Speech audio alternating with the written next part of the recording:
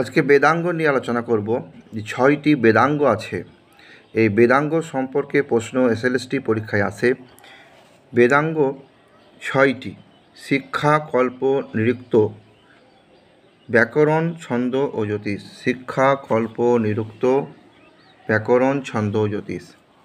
এই শিক্ষাকে বলা হয় ঘ্রাণ বা নাসিকা। শিক্ষাকে বলা হয় ঘ্রাণ বা নাসিকা। কল্পকে বলা হয় হাত, বেদ পুরুষের হাত, বেদ পুরুষের হাত। নিরুক্তকে বলা হয় কর্ণ, ব্যাকরণকে মুখ, ছন্দকে পা বলা হয় এবং জ্যোতিষকে চোখ। তাহলে শিক্ষা, এই বেদাঙ্গ, প্রথম বেদাঙ্গ শিক্ষা, এটা হচ্ছে বেদ পুরুষের ঘ্রাণ বা নাসিকা। শিক্ষা হলো বৈদিক মন্ত্রের উচ্চারণ বিধি।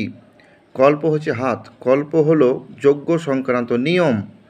নিরুক্ত হলো কর্ণ, বেদ পুরুষের কর্ণ হলো নিরুক্ত। নিরুক্ত হলো বৈদিক শব্দের ব্যুৎপত্তি ও অর্থ নির্ধারণ করার শাস্ত্র। ব্যাকরণ হলো মুখ, বেদ পুরুষের মুখ। ব্যাকরণ হলো পদশাস্ত্র।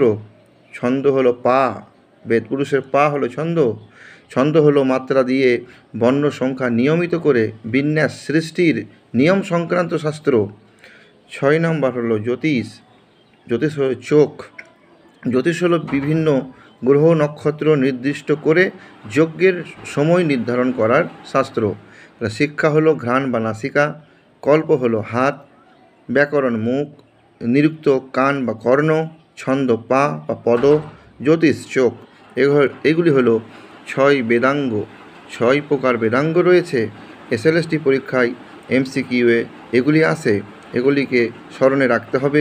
পরবর্তী ভিডিও এসএলএসটির জন্য আরও অনেক দেবো, এগুলিকে দেখবে একটুকু এবং স্মরণে রাখার চেষ্টা করবে।